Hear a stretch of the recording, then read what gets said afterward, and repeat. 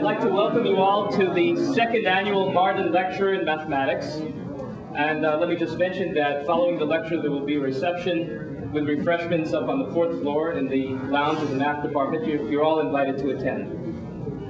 I want to acknowledge a few people who've done a great deal to help make this lecture come true. First of all, the College of Letters and Science has been very generous in being co-sponsors and supporting this lecture, and I want to thank Dean Howler and the Dean Hall for their support. It's a little dangerous to single out individuals because there are a lot of people who really contributed, but Eric Key and Gil Walter were especially active in taking care of various aspects of today's program. I want to thank them as well. The main person to thank, of course, is Morris Marden, and also his wife Miriam, who several years ago established a fund to support the bringing of public lecturers to this campus to lecture in mathematics, distinguished mathematicians, to popularize mathematics and bring it to a broader audience. The Marden Fund is also doing two other things, which is to support two prizes that are given by the math department at the undergraduate and graduate levels, also for the same kind of goal.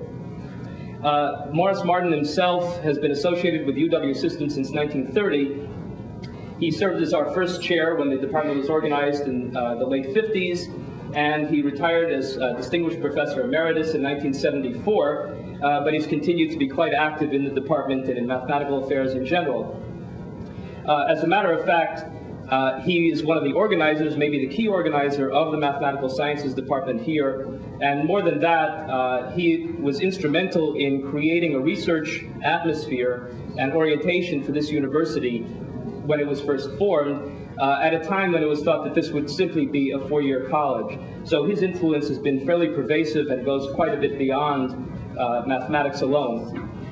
Unfortunately, he's taken ill this week and can't be here. And what I thought, I told him that there would be a videotape of this presentation, and I thought it would be nice to have a little applause of appreciation for him. So.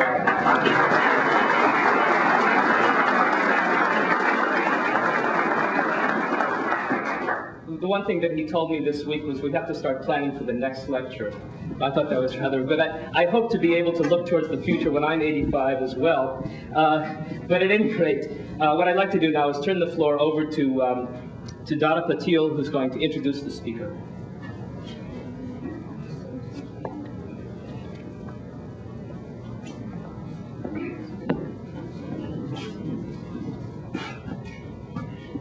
Looking at the size of the crowd here, I don't think the speaker needs any introduction. It's my privilege here to be able to do that introduction.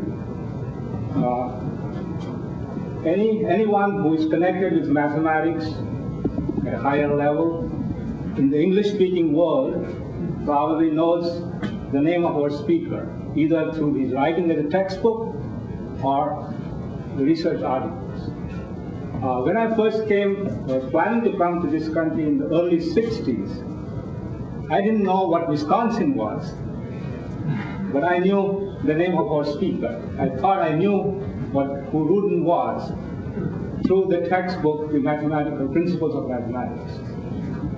Now, everyone who is familiar with his text knows his unique style, elegant and economical.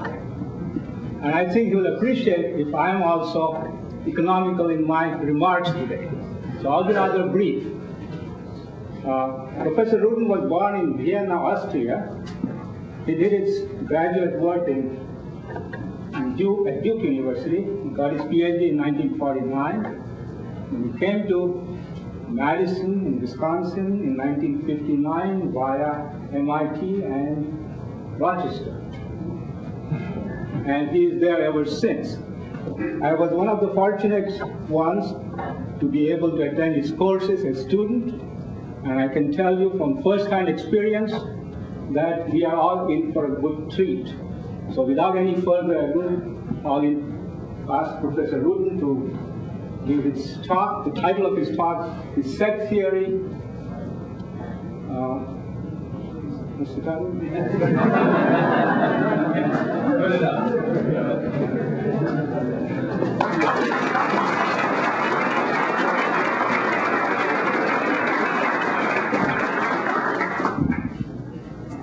Set theory and offspring of analysis. It's a real honor to be invited to give this lecture, and I'm only sorry that Professor Marden couldn't be here to listen to it the first time it's given, rather than on the replay. I'm a bit out of my depth here today because I intend to give a talk which is more historical than mathematical.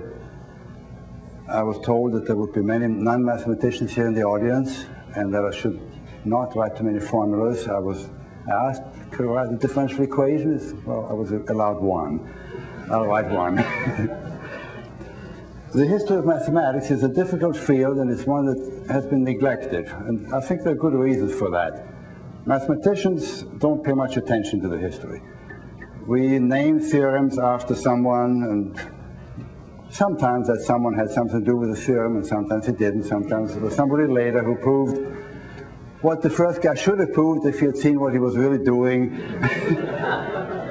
And we don't ever go to the first original sources, I think. We read what someone said about it, and then we read the third and fourth, and etc. So mathematicians are not well qualified to do the history of mathematics. Historians are maybe even less qualified, because you can't write about it unless you understand it. And once you start studying mathematics for its own sake, you get too interested in it, and you don't want to take time to go into the history. Nevertheless, let's try.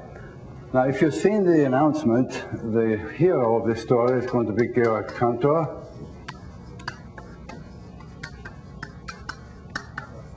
Since it's his history, it's customary to give dates of birth and death. So here they are. He is one of the very few people, maybe the only one, the only mathematician I can think of, who all by himself invented a whole new theory, a whole new branch of mathematics. He invented the concepts that go into it, and he started it. Of course, he didn't start from zero. He was led to this in a very definite way from problems that had been around a long time. So let me start with what one might call the prehistory.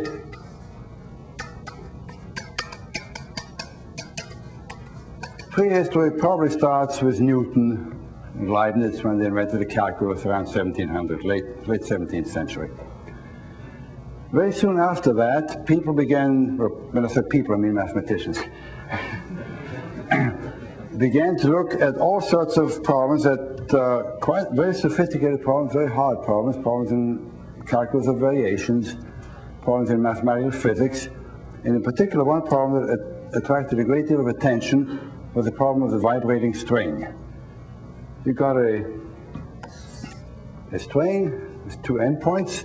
It's an elastic. You deform it, and you let go. And how does it go? How does it move? Well, the names of the people that I'm going to mention here, lots of famous names.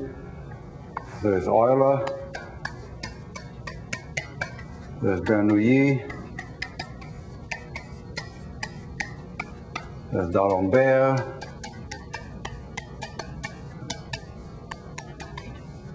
and there's also Lagrange. And the controversy that these people got into all took place around 1750 to 1770, more or less, that period. What was the problem? What were they arguing about?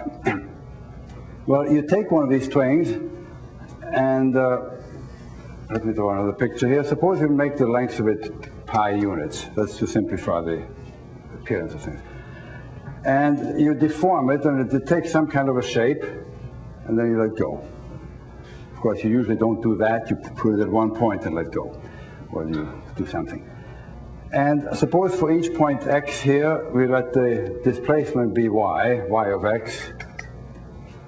You probably can't see that if I write too small.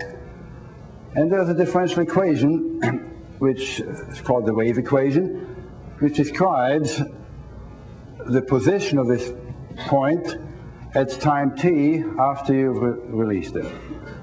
And the equation looks like this. It's d2y dx squared is alpha squared d2y dt squared. Alpha is some number which depends on the elastic properties of the string. And if you have never seen such an equation, don't worry, it doesn't matter. There are very simple, now what one wants to know is this. Suppose we know y equals f of x at time t0. Suppose we know this. We would like to know what the shape of the string is at some later time. If we can solve this differential equation with this, what we call the initial condition, that will give us the answer. Now, it's quite easy to see that there are certain simple functions f here for which you can write down a solution of this equation quite explicitly. I won't bother to write down a solution, but I'll tell you what the simple functions are. The simple functions are the trigonometric functions. Let me just draw a picture. So here is the very rough graph of y equals sine x. If the initial position of the string was this, then you can write down an explicit solution of this equation. If you have y equals sine 2x, you can also do it.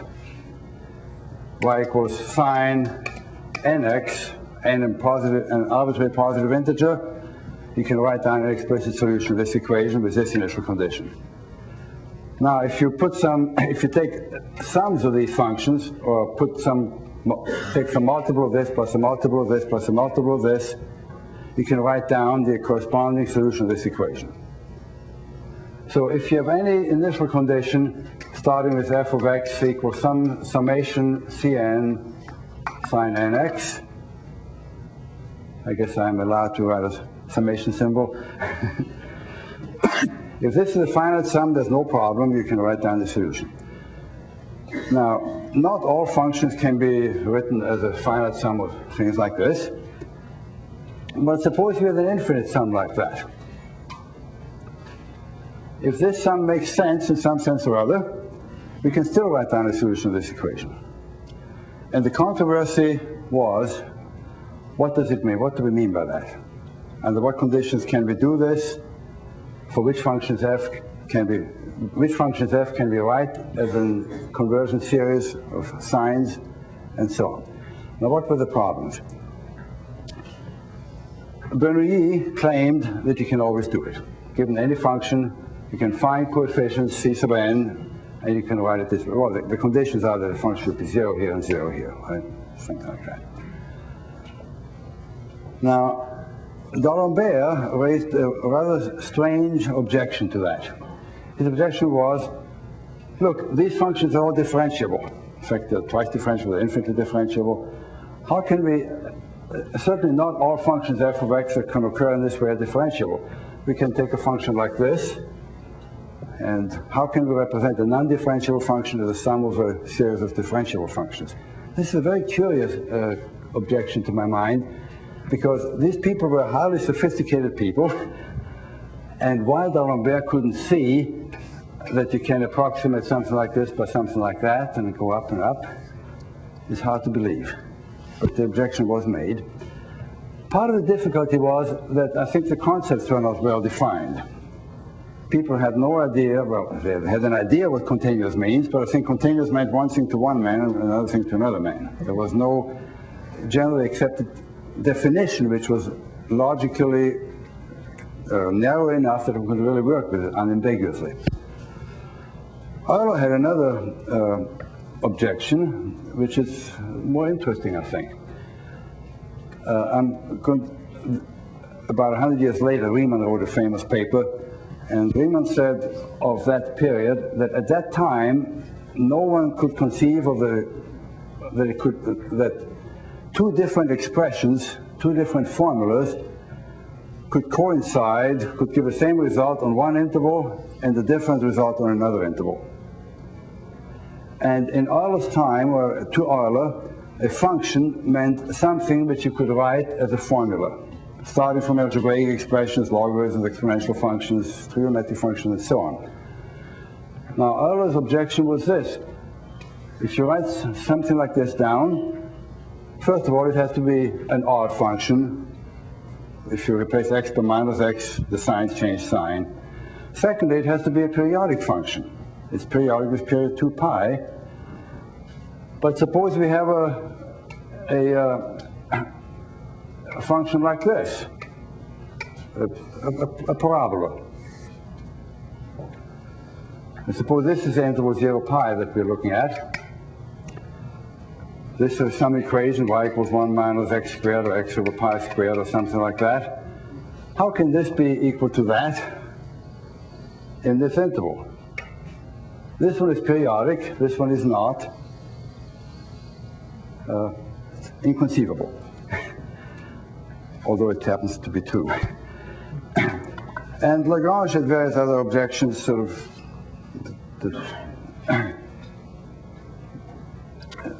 that address various aspects that these people raised.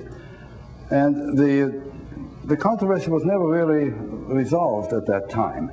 There's a very nice book, a special issue of the monthly by Rudolf Langer, who describes this controversy and some of the later developments in great detail. It was published in 1947 by the monthly.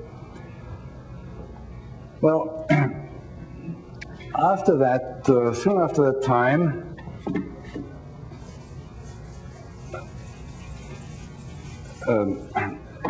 Fourier,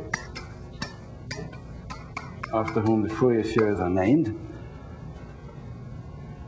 came to the same problem, but he looked not at the vibrating string, he looked at heat conduction, problem of heat conduction.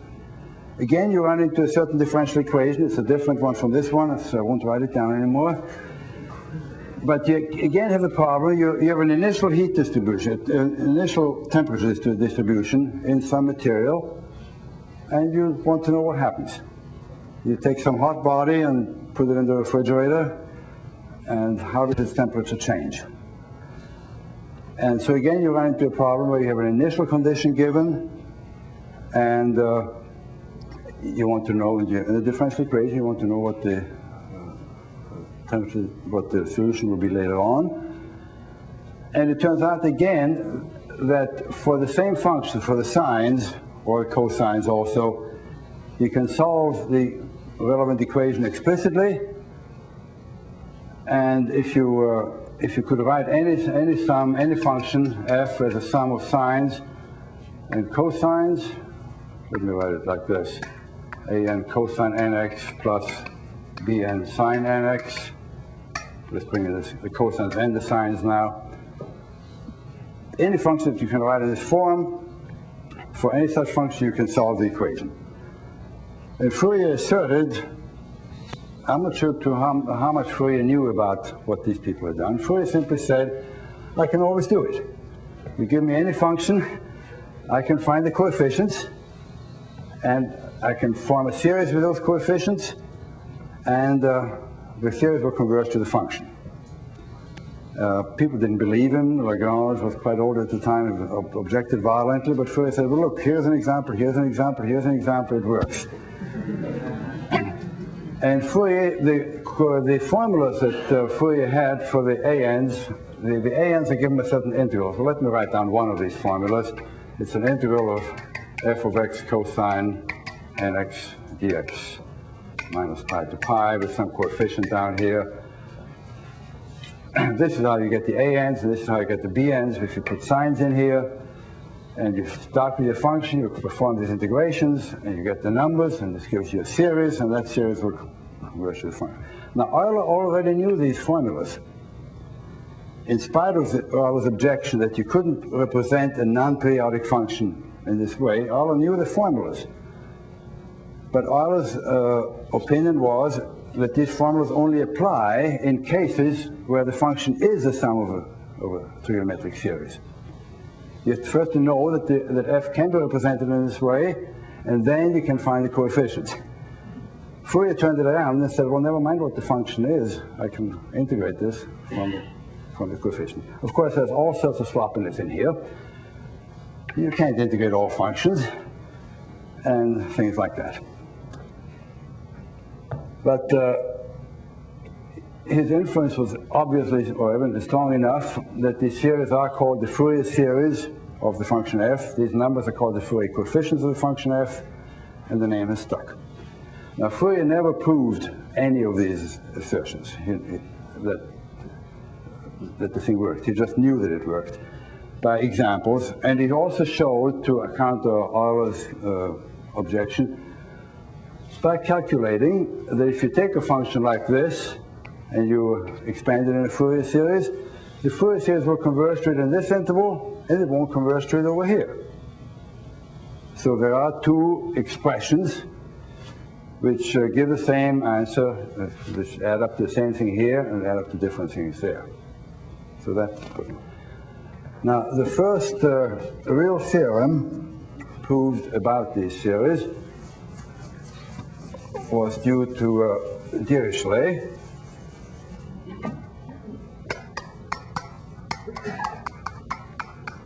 And that was in 1829. Fourier's paper appeared in 1807. Dirichlet, I think, is one of the more underrated mathematicians of the 19th century. If you think there's an enormous number of things named after him. There are Dirichlet series, and there's a Dirichlet problem for differential equations, there's a Dirichlet principle, minimizing the energy integral, there are Dirichlet kernel, which come out here. All sorts of things are named after him. Well, what he proved was the following. The first theorem in the subject. If f is a function which has only finitely many local maxima and minima,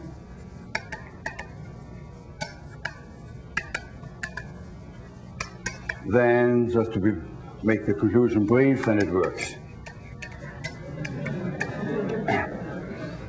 Meaning that you take the function like this, you compute the Fourier coefficients by these formulas, you look at the series that you get in this way, and the series converges to the function at every point. There's a little proviso to be made here. Dirichlet included the possibility that there might be jumps. For example, here's the graph of a function. It has a maximum here, minimum here. If you have a jump, then the Fourier series will converge to the midpoint. And this, incidentally, already shows that if you want your series to converge at every point to the given function, you're in trouble. You're asking too much. Because you could modify the definition of f of x at this one point to be anything else in this interval here, without destroying the class of functions, and the series would not converge to the value of the function at that one point. Also, if you require continuity of the function, that's not enough to assure conversion at each point, but that was done much later. Part of what Dirichlet did before stating this theorem here, well, what is remarkable here is that here is a definite class of functions which is defined. And the theorem is the procedure is applied to that class of functions. He didn't talk about all functions or arbitrary functions. He had a definite class of function in mind, but the class of functions is large enough that it encompasses a lot. And before doing that, Dirichlet actually gave the definition of function that we use now. See, in Euler's mind, or in Euler's days, a function was something which was a formula. You had a formula, you plugged in numbers, and you got some numbers out, and that was your function. And Dirichlet gave the definition, well, a function, you simply take two sets, you associate to each member of this set, a member of that set. Now, I'm saying this in more modern language than he used. But basically, that's his definition. It's simply a correspondence gotten in any way you like. Okay, that was the first example of a real convergence theorem and a real existence theorem. Now, the next person in line here is Riemann. And we're going to get to Cantor pretty soon.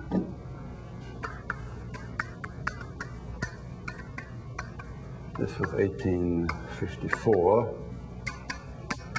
One person who is missing in this whole story is Gauss. I don't know whether he never worked on this or whether he kept his results hidden in a drawer like so many others, but he does not figure in this story. Well, Riemann tried to turn the question around a little. The work up to then started with a function, and we go from the function to its Fourier coefficients, we form the Fourier series, and we investigate the convergence of the resulting series. Now, here are integrals. And what Riemann did at the start of his paper is to define integral. Integrals, of course, had been around for 200 years, or close to 200 years, and people knew what they were. But Riemann defined a class of integrable functions. And the definition is exactly what we now teach to undergraduates in advanced calculus. It's sort of the Riemann integral. He wanted to say, well, look, what are we talking about when we write down these integrals? And then he proceeded to ask a slightly different question. He asked, what functions can be sums of trigonometric series? In other words, which functions can be written this way, whether you get the coefficient this way or not? In other words, can there be some other representation? Could it be that we get the coefficient in some other way and still get the series converging to that? Well, he never quite answered that question, but he introduced a method which was used later by Cantor. He assumed, let's assume that we don't start with a function, but we start with a series. And just to simplify writing, let me use the abbreviation a sub n of x for an cosine nx plus bn sine nx, where the a's and b's are some arbitrary constants, doesn't matter. Now, Riemann said, well, let's start with some series an of x.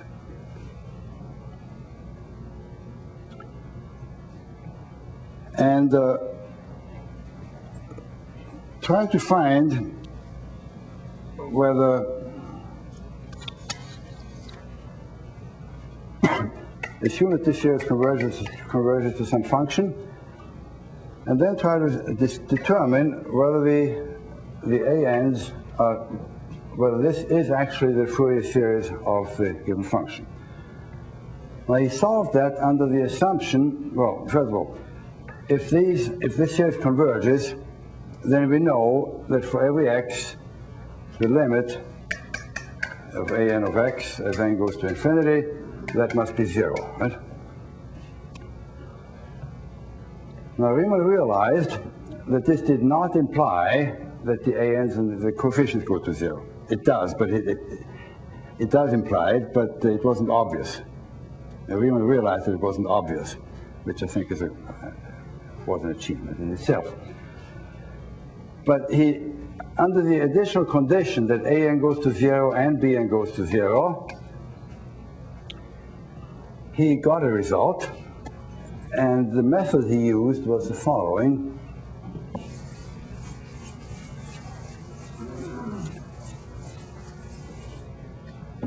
He formally integrated the series twice. By mean formally integrated, I mean you integrate each term twice, and then form the series of the resulting terms. Now when you do this, when you integrate a cosine or a sine, each time you do it, you get an n below. And so what you end up with is a series sigma an of x divided by n squared. And Riemann called that capital F of x. And if the coefficients go to 0, or it would be enough to say that if the coefficients are bounded, then this series here, in our modern terminology, converges uniformly. The term hadn't been invented yet. Weierstrass did this, I don't know, 20 years later maybe.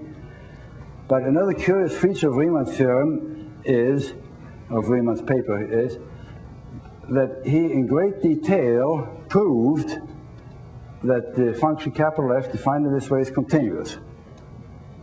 Now this is remarkable because Riemann wrote sweeping statements often without giving any proof whatsoever. There's a famous paper of his on hypergeometric series where he simply states result after result after result. Sort of obvious. There's a paper on the prime number theorem where he states very complicated results which were proved 40 or 50 years later. Now, he had the proofs undoubtedly, but he didn't bother to put them in the paper. This he bothered to put in the paper. And the proof he gives is a standard epsilon delta proof that we still know. But one point I want to make here is that things which seem very simple to us now were very difficult then. And Cantor, I'm going to come to this later, had several papers in the Mathematische Annalen where he points out that certain other people had claimed to prove things which were true if the assumptions were uniform convergence, but which are not proved because they didn't use that. Even Cauchy once claimed to prove that every convergence series of continuous functions has a continuous limit, which is incorrect. And I forget now where I read that, but in some book about the history of mathematics, there's a statement saying roughly that every self-respecting calculus book in the first half of the 19th century had a proof that every continuous function was differentiable. So these concepts took a long time to gel, to become really part of the mathematical culture. Okay, to get back to this. Under the assumption that a n and b n go to 0, Riemann formed this function here, and he showed that if you look at the second differences,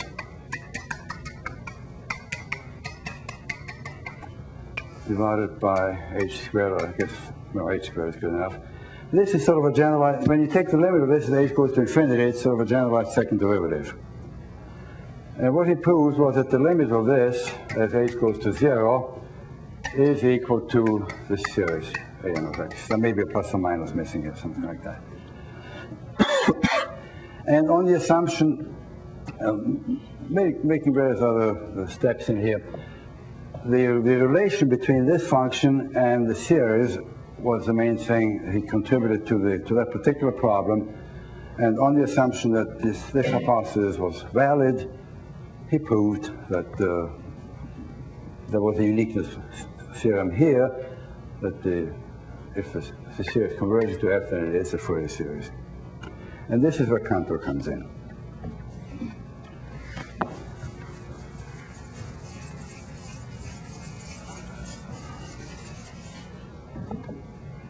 Cantor in 1870, he was a student of Weierstrass, and he got interested in Riemann's paper undoubtedly. Well, no doubt about it. He proved the following. If the limit as n goes to infinity, a n of x is 0 for every x in some interval, then a n goes to 0 and b n goes to 0 as n goes to infinity.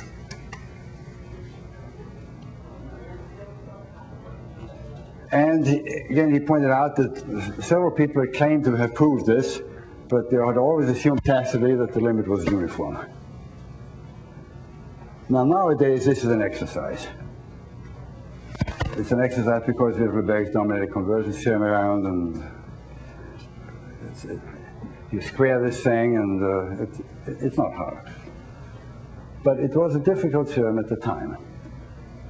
And as a corollary of that, he proved that if the sum an of x from n equals 1 to infinity is 0 for every x, then each anx is 0. Well, then the coefficients are 0. An and bn are 0 for all n. In other words, the only trigonometric series which converges to 0 at every point is the series whose coefficients are, all of whose coefficients are 0. Put another way, suppose you have two series, sigma anx and sigma an tilde of x, both converging to the same sum. Then they're term by term equal. If you subtract one from the other, you get down to this stage. So there's a uniqueness theorem. And now let me introduce a bit of terminology here, which was not in use until the 1920s probably. Let me call a set E. I'm using the word set, but that's all right. This is a set on the line, or on the interval of length 2 pi, is a U set. It's a U stands for uniqueness. Set of uniqueness.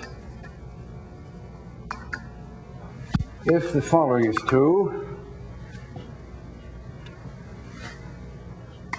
if you have any trigonometric series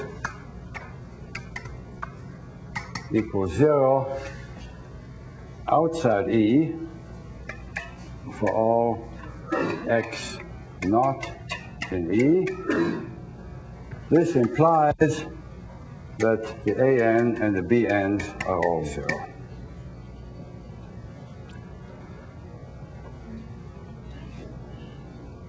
So what Cantor proved in this terminology is that the empty set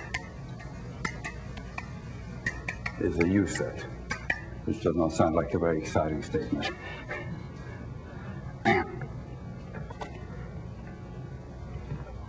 If you have, let me show you, I want to keep this on here really well. Never mind.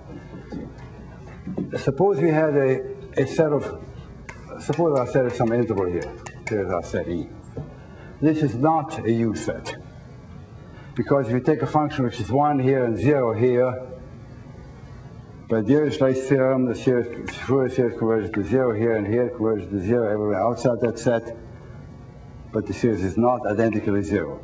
So to be a U set means to be a small set in a certain way, in a certain sense. All right. Now, very soon after that, in fact, in the very next year, I wrote down a quote from one of his papers. He said that this cannot be proved, as is commonly assumed, by term-by-term integration, because term-by-term integration was not yet under control. He had a more complicated proof. Well, 1 year later, he proved that every finite set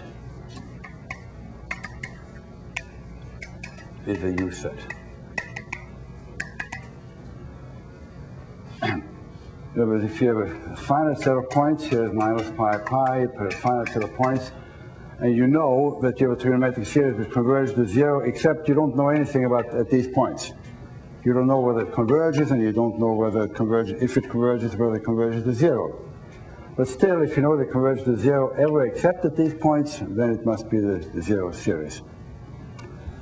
He used this Riemann's function, the Riemann's approach for that, and the key was simply that the function f that arises in this context here can't have any corners. The right-hand tangent and the left-hand tangent must be equal at every point. Okay. Now we can get rid of this one. Now from finite sets, a year later, this was 1870, this was 1871, and 1872, is where things really begin to happen. He noticed that, suppose you have a set with one limit point. Now, in this paper, he defined, I'll state the results in a minute, he defined the notion of limit point.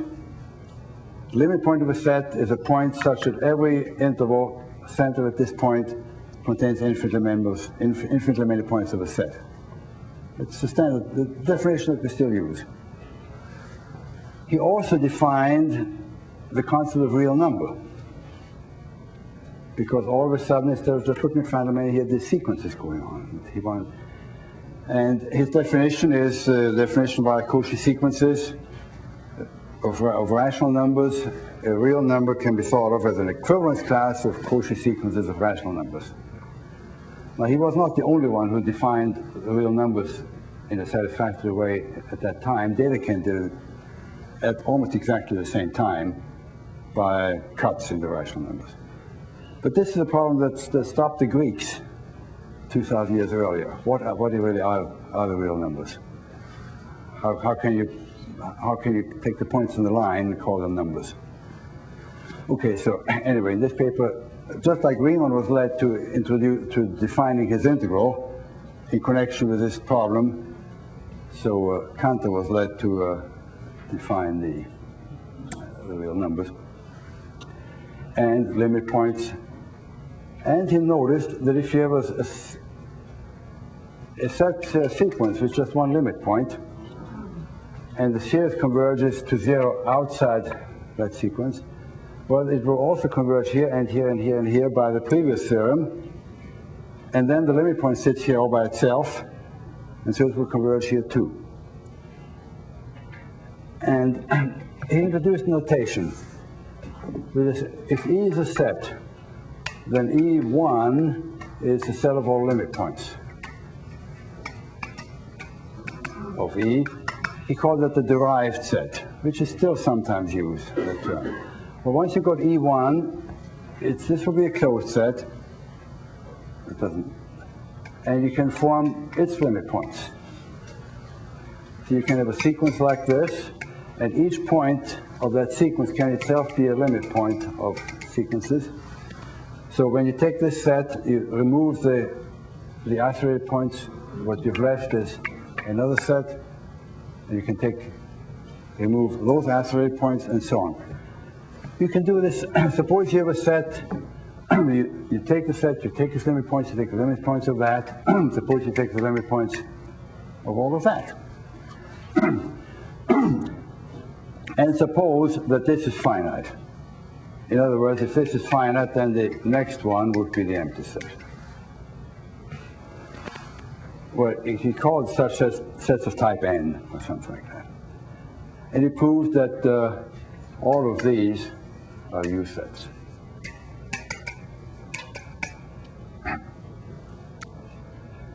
And it's here that really the first time that this topological notion of a limit point was first defined in a proper way. There's a quote by Zermelo, who edited Cantor's collected works. The concept of En forms the kernel or core or something of set theory. Trigonometric series was its birthplace. Now, let me jump ahead to I'm not going to do this quite in the proper sequence of time. In 1884, he went even further in the same direction.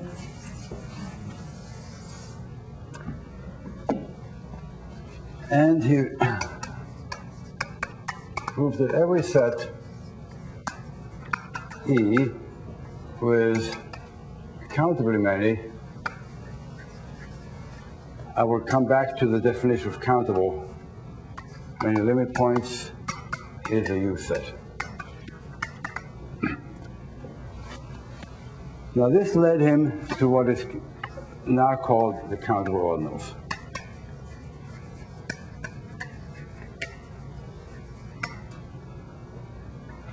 Now, how does this get into the picture?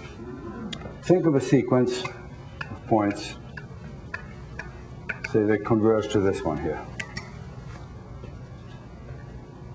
Take a set of type 1 in here.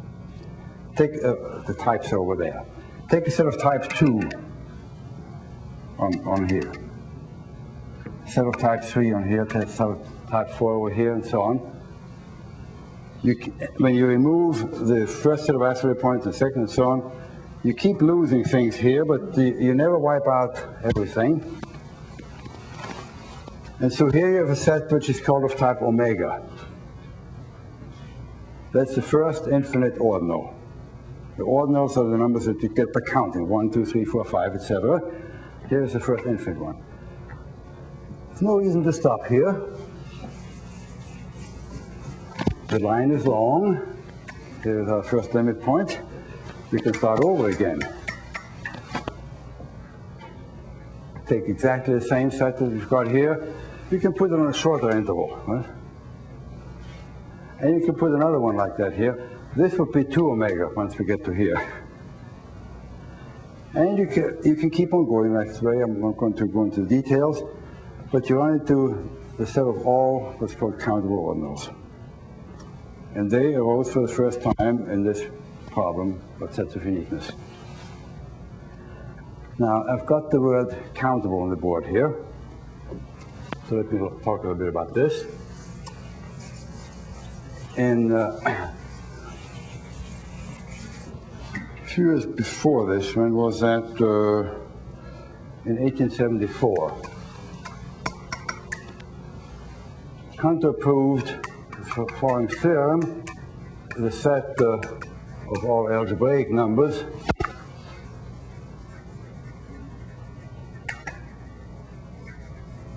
is countable. Now, countable, for those of you who have never heard this term, means that we can find take the integers 1, 2, 3, 4, and so on. A set is countable if you can line its terms up. Let me call the terms something. x1, x2, x3, x4. You can line them up in such a way that you establish a one-to-one correspondence between the positive integers and the elements of your set. Each element of your set appears once in the sequence and only once. If you can do this to a set, then the set is called countable. And the proof that the set of all algebraic numbers is countable is not difficult. The interesting thing about this paper is that Cantor derived from that statement the existence of numbers which are not algebraic. He derived the existence of what's called transcendental numbers. Their existence was known earlier, but he just gave a different proof of this. And the interesting thing is that he did not emphasize that last part, which is really much more interesting. It's the first time that a set was exhibited which is not countable. What he really proved was that if you look at all the numbers, say between 0 and 1 or in any interval, the set of these numbers here is uncountable. It is not possible to set up a one-to-one correspondence between the integers and the points in this line. Now, non-mathematicians may have the idea that when a mathematician says something is impossible, he may mean something like, well, in 1930 it was impossible to go to the moon. Now it is possible. In mathematics, when you say mathematicians may make mistakes, so don't believe everything a mathematician says. But what he means, and if he's right, that's what it means, is that it is impossible to set up the one-to-one correspondence between points in this line and the integers. There's no way. There never will be a way. Now, I read through this paper a couple of weeks ago in preparing for this talk, and I had always had the impression that Cantor used what is now called the Cantor diagonal process to prove the uncountability of the real number. He didn't. He used a different method. He was still thinking quite geometrically. He said, well, suppose we've got this. See, he proved that something was impossible. Well, suppose we have a sequence of numbers, all between 0 and 1. I want to show that this sequence cannot cover the whole interval. I want to show that there's a point in here which is not in that sequence. And here's how you do it. In this sequence, pick the first one. Well, x1 will be the first one. Pick the first one, the first pair. It'll be x1 and x2 this time, right? It could be x2, x1 is here, and x2 is here. But there will be some interval. Now, you keep on going. Some of these points, x3, x4, etc., maybe to the left or to the right here. But there will be a first one, there will be a first pair coming, which lie in here. Okay? And following that, if you go far enough out in your sequence, there will be a first pair of numbers which lie in here. And what was known at the time, this came out of the fact that the real numbers were defined as equivalent types of Cauchy sequences. People did know, and Weierstrass knew quite a while earlier also, that a sequence of closed intervals, if it shrinks down like that, it shrinks down to a point. Now, it could, of course, be that these points that are picked never get close together, in which case there would be a whole segment in here. But in any case, there is a point in here which is not in your sequence, because if this point were in your sequence, then sometime as you went along, you would have picked that one. Instead of picking over, in choosing the endpoints of these smaller subintervals, you always pick the first one that you could. And if that one were in the set, you would have picked it. This is sort of like the bare category theorem type proof. Well, after that, Cantor went on and wrote long papers on, see, what came up here is that there were two different types of infinite cardinals. There was a countable one and uncountable. There are two different types of infinity. Already showed from then on that there are infinitely many types of infinity. Involved the whole arithmetic of cardinal numbers. And he also wrote a lot of papers in topology. There's a long list of papers on infinite subsets of a line, doing all sorts of things that are familiar now. And I think this is as far as I want to go with Cantor. This is where the ideas came from. I would, just to finish, I would like to say a little more about the U-set problem. That said, if you ask exactly which sets are sets of uniqueness, that is still a wide open problem.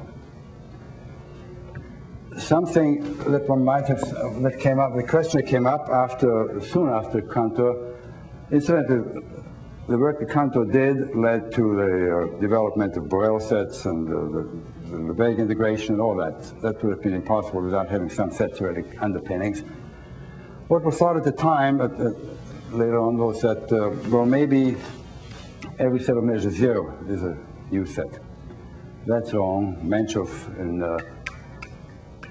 1916 proved that there were sets of measure 0 which were not U sets. In fact, they're perfect sets, Cantor set type sets. Cantor sets also appeared in Cantor. And there was a whole string of papers, mostly done in the Soviet Union and partly in Poland, in the 20s and 30s, which showed more and more types of sets were or were not sets of uniqueness. Let me just finish with one result, which is sort of hard to believe, but it's true. This was done by Salem in about I don't know the date here, about 1950 roughly. Look at the unit interval and take a number C, say, and do this subdivision here. Keep this and this. When C is 1/3, we get the familiar Cantor middle third set. Do the same thing here, the same keep the same ratios. And take the intersection. I'm not talking to the mathematicians. And you get a set E, which depends on this number Xi. And the theorem is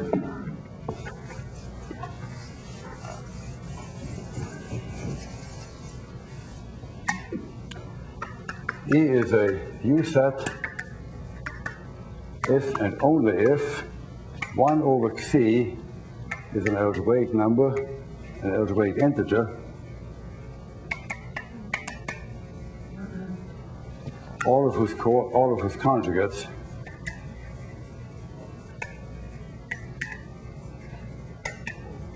lie or have absolute value strictly less than 1. An algebraic integer is a number which is the root of a polynomial whose leading coefficient is 1. And the other roots are the conjugates. These numbers are sometimes called Pizot numbers.